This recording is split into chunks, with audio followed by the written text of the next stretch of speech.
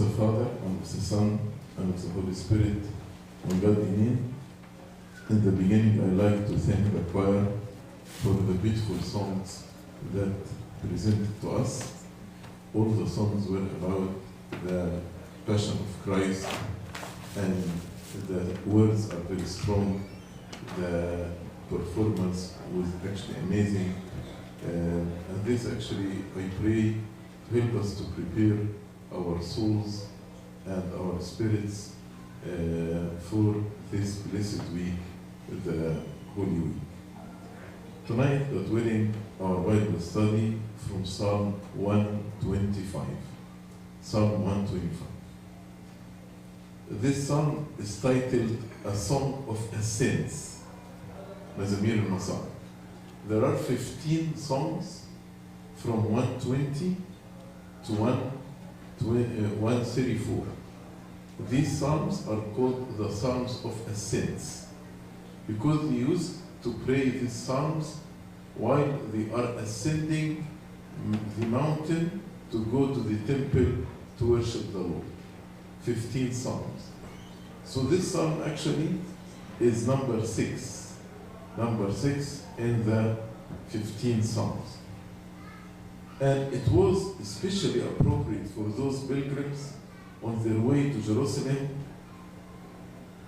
to pray these psalms, and they used to go to Jerusalem to the temple in one of the 3 major feasts: the Feast of Passover, Feast of Pentecost, and Feast of Tabernacle. It is not certain who was the author of this psalm and on what occasion this psalm was written. But verse 3 suggests time of oppression and cruel rule. As he says, "For the scepter of wickedness shall not rest on the land allotted to the righteous, lest the righteous reach out their hands to iniquity." So these verses suggest that this psalm was written in a time of oppressive and cruel rule. Some scholars believe it was written after the captivity and probably a little later in Nehemiah's life, when the walls of Jerusalem have been successfully restored. Because here in verse 2 is speaking about how Jerusalem is protected. God has given His people an assurance that the oppression will not continue. That's why He said, "The scepter of the wickedness shall not rest on the land allotted to the righteous."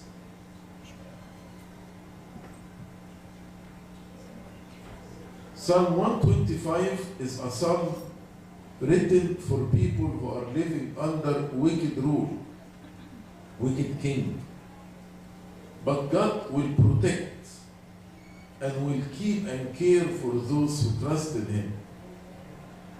The psalm is a psalm of assurance for those who trust in the Lord, as well as it is a psalm of encouragement to persevere. This psalm actually reminds us with what written in Isaiah chapter 3, verse 10 and 11. "Say to the righteous that it shall be well with them. Woe to the wicked, it shall be ill with him." It is a triumphant psalm. It is also one of the psalms of Zion, because he mentioned here Zion. Those who trust in the Lord are like Mount Zion. And the Psalm of Ascents, not only because they prayed these psalms while ascending the mountain, but also these psalms actually are built upon each other. Psalm 120, which is the first psalm of the Psalm of Ascents, a person is alone in a very foreign land and in trouble and asking God actually to help him. In my distress, I cried to the Lord. Then in Psalm 121, he decided to go to the temple.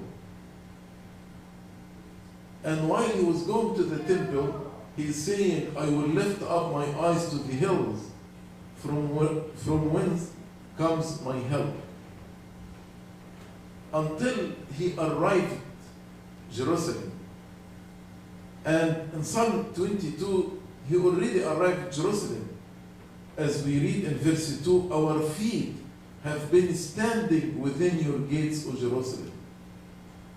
That's why he was glad when they invited him to go to the temple. While he is in the temple, now he is not lifting up his eyes to the hills like Psalm 121, but now he is lifting his eyes to God himself. Unto you I lift up my eyes, O you who dwells in heaven. And then in Psalm 124, he is experiencing that his life was God.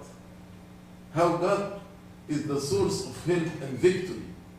And he is imagining how his life would look like if God is not there in his life. That's why he said, if it had not been the Lord who was on our side, let Israel now say what? Then they would have swallowed us alive when the wrath was kindled against us. So he started his journey while he is in distress, and now he is in victory.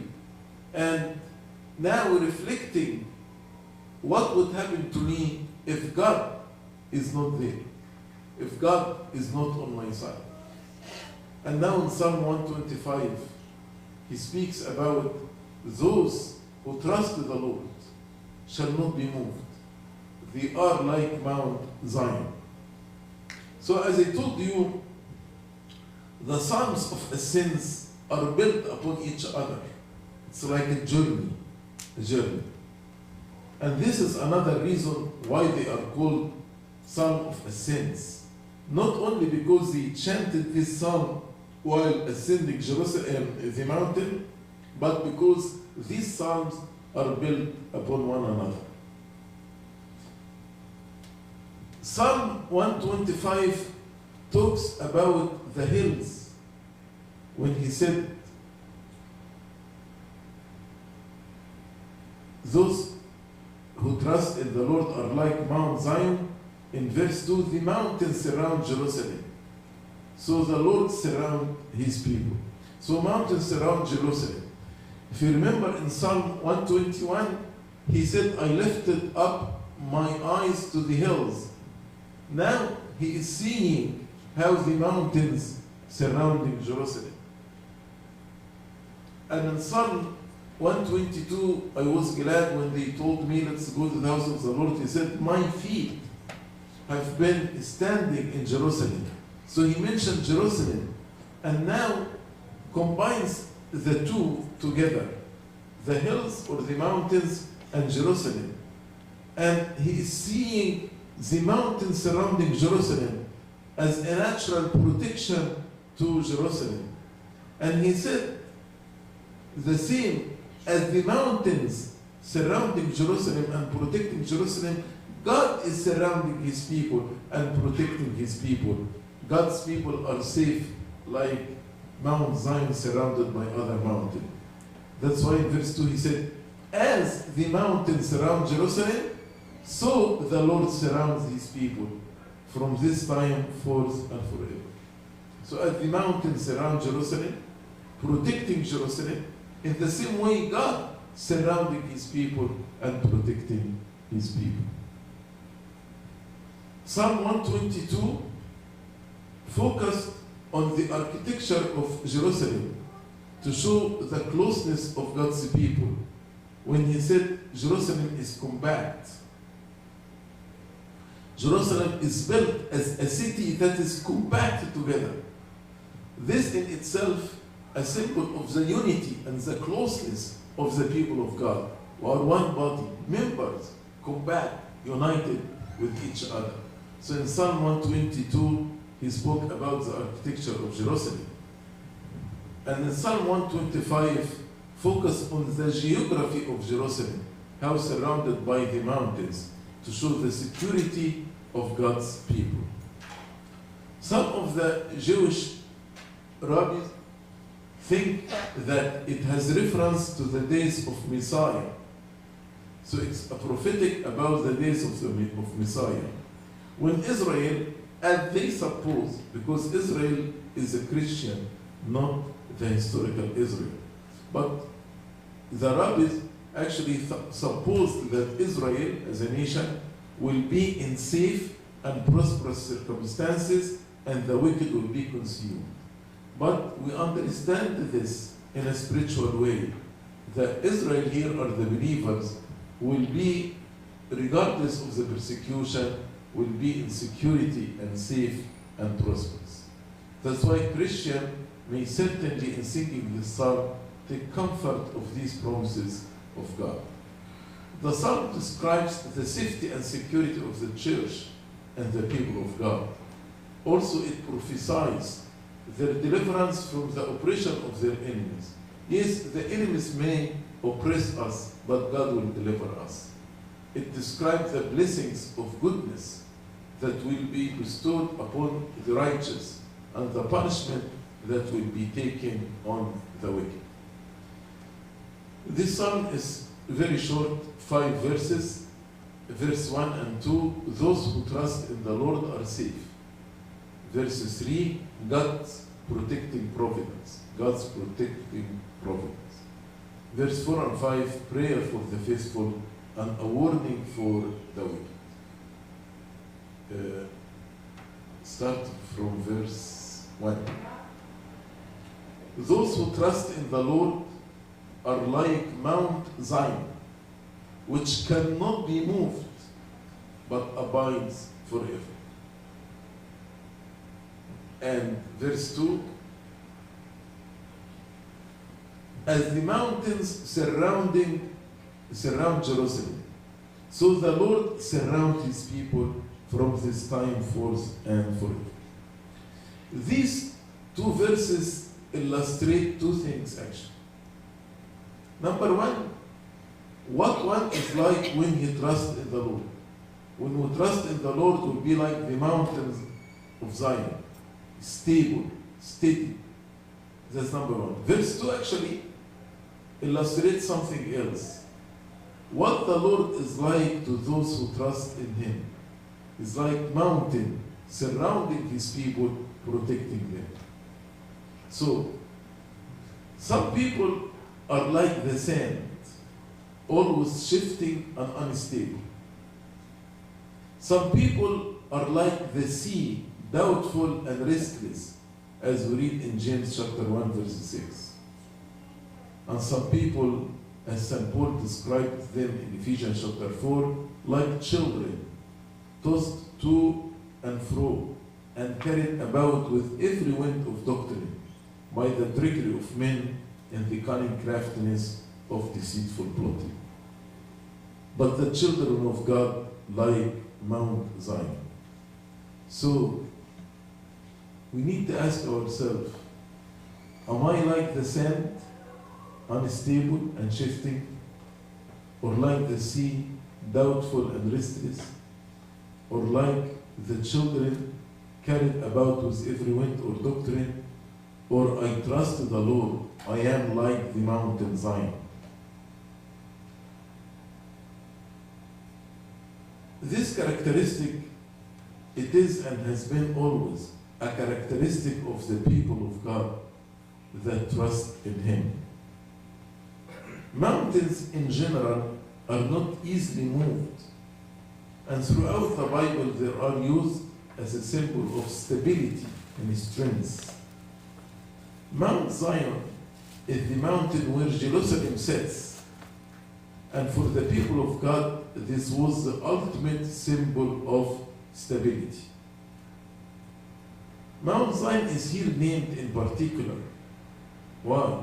Because this psalm concerned the inhabitant of Jerusalem. And it was so intimately connected with abiding divine purpose. And Jerusalem now is a church of the new covenant. So this psalm actually applies to all of us. The promises and the divine purpose, as we read in Isaiah 14:32, that the Lord has founded Zion, and the poor of his people shall take refuge in it. In Isaiah 28:16, behold, I lay in Zion a stone for a foundation. This is a symbol of Jesus Christ. A tried stone, a precious cornerstone, a sure foundation. Whoever believes will not act hastily. So the psalmist wanted those who trust in the Lord to know that a position of trust is a position of stability. When you put your trust in God, when you rely to Him, you will be stable. Those who trust in the Lord cannot be moved. St. John Chrysostom explained why he says cannot be moved, but abides forever. He said, this describes the lot, the portion of those there who enjoy the heavenly Jerusalem. Because in heavenly Jerusalem, we cannot be moved. Those succeeding to it, to heavenly Jerusalem, are freed of all changing circumstances. There is stability. There is now in heaven nothing to trip them up there. No lust, no pleasures, no occasion of sin, no grief or struggle or danger. All these have vanished. So as I said in the first verse, the stability of the faithful is compared to that of Mount Zion. In verse 2, their security, they are not only stable but secure, and is compared to that of the city surrounded by its hills or mountains. Those who trust in the Lord are like Jerusalem, fully guarded forever. And the mountains surround Jerusalem, and these mountains, actually in reality, they are higher than the platform upon which the city of Jerusalem is built. So these mountains provided a natural barrier or a guard around the city of Jerusalem. These mountains defended the city, not only from stormy winds and the force of the stormy winds, because the stormy winds are breaking on these mountains, but also protected them from the assaults of its enemies, the enemies of Jerusalem. So the psalmist is saying that those who trust in God, like Jerusalem, surrounded and guarded not by mountains, but by God Himself, the creator of the mountains. So the pilgrims coming to Jerusalem, seeing these mountains, and with this psalm, they made spiritual application from the geography. As the mountains protecting Jerusalem, we are protected by God. God promised not only to be present with His people, but also to be all around them. All around them. He would surround them so that nothing can get to them unless it first passed through Him, through God first. If God with us, maybe anything can hurt us from any other direction. But if God surrounding us, nothing actually can get to us unless it first passed through God Himself. He is our guard against the power of sin and Satan and the opposition of the world. And the promise in verse 2 abides. He said, surround His people from this time forth and forever. So, the promise here, it is eternal promise for the people of God, those who trust in Him. God's surrounding protection will be with the believers forever, as the Lord Jesus Christ promised His presence when He tell us, I will be with you always unto the end of the ages. According to St. Augustine, these mountains that surrounding Jerusalem are those who preach the truth, the angels, the apostles, and the prophets. As St. Paul said in Hebrews chapter 12, since we have cloud of witnesses surrounding us. Because if God is there, God will be with His angels and with His saints. St. Augustine says, your hope may not be in the mountains, but in Him, in God, who enlightened the mountains. As when He dwells in the mountains, namely the saints, because the saints are the mountains, He Himself will be around His people, protect them by spiritual stronghold, so that they will not be moved forever. St. John Chrysostom says, he mentions help coming to the city through these things and from its possession, through the mountains and the possession of the mountains, but does not allow trust to be placed in them. We should not put our trust in mountains. Rather, he directed them up to certain and sure assistance when we put our trust in God, not in mountains. In other words, even if mountains fortified, he is saying it needs protection from God Himself. Don't trust in a ring of mountains. Verse 3. For the scepter of wickedness shall not rest on the land allotted to the righteous. I want you to see here, he did not say he shall not touch, but he said shall not rest. So it may touch, but will not rest, will not stay there.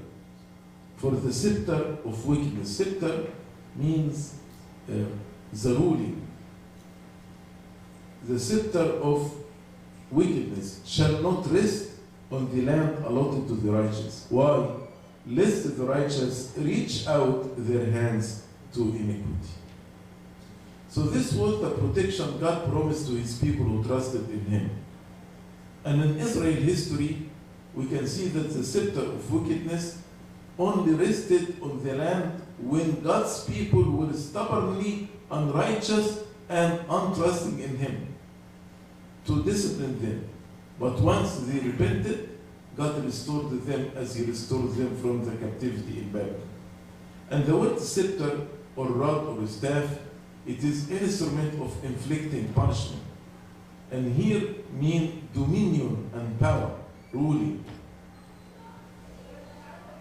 The psalmist may be writing for people who are living under wicked kings or wicked rulers. But the promise of God is that evil will not rule forever. God will deliver them. The people of God are not to expect immunity from trials. So the scepter of wickedness may touch. There is no immunity here. Because maybe we expect, since the Lord surrounded us, then nothing will touch us. No. We may feel the power and persecution of the ungodly, but God has set a limit. Those who live under this kind of rule may be tempted to follow the ways of those in power, to be ungodly like them. But God will protect His people and ensure that they are not overcome. That's why God set a limit. Why? Lest the righteous reach out their hand to iniquity, to be like the wicked rulers. As we read in 1 Corinthians chapter 10, verse 13, God is faithful, who will not allow you to be tempted beyond what you are able, but with the temptation will also make the way of escape that you may be able to bear it. St. Augustine says, the scepter of wickedness may come upon the portion of the righteous, but will not stay there forever. The time will come when Christ will appear in his glory, and all the nations will be gathered before him. There you will see many servants among the flock of sheep on his right hand, and many masters, rulers, kings among the goats on his left hand. As not all the servants are good, and not all the masters are wicked, it is befitting for good servant who happen to be serving wicked masters to endure them for some time. And God will set a limit. He will end this. Also, St. John Chrysostom says, he will not allow the wicked to have power over the inheritance of the righteous. And if God allowed for a time, it is only for their correction and chastisement. Verse 4. Verse 4 is a prayer for the righteous. And verse 5 is a warning to the wicked. It's a beautiful prayer. Do good, O Lord, to those who are good, and to those who are upright in their hearts. Do good, O Lord, to those who are good, and to those who are upright in their hearts. So while the first three verses of the psalm are encouragement and assurance for those who trust God, verse 4 is a prayer that God would bless those who are striving to trust him. He said, do good, O Lord, to those who are good. It's a reference to those who trust in God. Who are those who are good? Those who trust in God. And the psalmist is asking God to bless those who remain faithful in trusting him. It is a prayer for God to protect, preserve, and provide for his people. As we read in Romans chapter 8, and we know that all things work together for good to those who love God, to those who are the called according to his purpose. This teaches us to pray for all good people. As St. Paul said in Ephesians chapter 6, praying always with all prayer and supplication in the Spirit, being watchful to this end with all perseverance and supplication for all the saints. So here he's asking us to pray for all the saints. Pray for the good. And he said, for the good and for the upright. Do good, O Lord, to those who are good, and to those who are upright. Upright means what? Upright, it's a further description of the good men. Means they have integrity, sincerity in their heart. They are those who do before God and men in the uprightness of their souls, kindly and sincerely. What they do it from right principles, with right views. That's why they are called upright. They have right principles and right views. As Nehemiah prayed and said, remember me, my God, for good, according to all that I have done for these people. Because what Nehemiah did to the people were right, the right thing. Remember me, O my God, for good. According to St. Augustine, the good are those who follow the will of God, not their own will. Reflect upon this. But those who wish to follow God, allow God to go before and themselves to follow. Not themselves to go before and God to follow. And in all things, they find Him, they find God good, whether when chastening or consoling or exercising or crowning or cleansing or enlightening. Many times actually we want us to go first and God follow us. For example, God, I want to do for me this and this and this and this. So I'm making the decision. I'm asking God to execute it. Actually, our prayer should be the opposite. I am here to do your will. As St. Paul said, what do you want me to do? Not, I want this happen, do it for me. And if you don't do it, I'm upset and disappointed at you. Verse 4, as I told you, prayer for the faithful. Verse 5, which is the last verse, is a warning to those who are tempted to forsake their trust in God. As for such as turn aside to their crooked ways, those who go to crooked ways, the Lord shall lead them away with the worker of iniquity. Then he concluded, peace be upon Israel. So the Psalms warn that God will judge all those who fail to truly trust in Him. He will judge them. The Psalms does not pray for those whose ways are crooked. He prayed for the good, but for the wicked, he gives them warning. He did not pray for them, but he gave them warning. And he predicted what will happen if they did not repent. The Lord shall lead them away with the workers of iniquity. Sinful ways are crooked ways. Sin is the perverting of that which is right.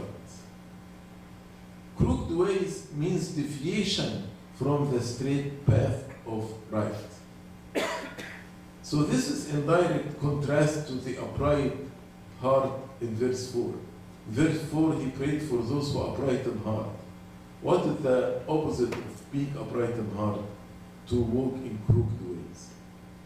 Those who turn to crooked ways, the Lord will cast out with the evildoers. There will be separation of the good and upright on one hand, and the wicked at the judgment day. And there will be a banishing of those who do evil. As the Lord said in Matthew chapter 7, not everyone who says to me, Lord, Lord, shall enter the kingdom of heaven, but he who does the will of my Father in heaven. Many will say to me in that day, Lord, Lord, have we not prophesied in your name, cast out demons in your name, and done many wonders in your name? And then I will declare to them, I never knew you. Depart from me, you who practice lawlessness. The psalmist is writing for people who are living in hard situation, as I told you, under wicked ruling.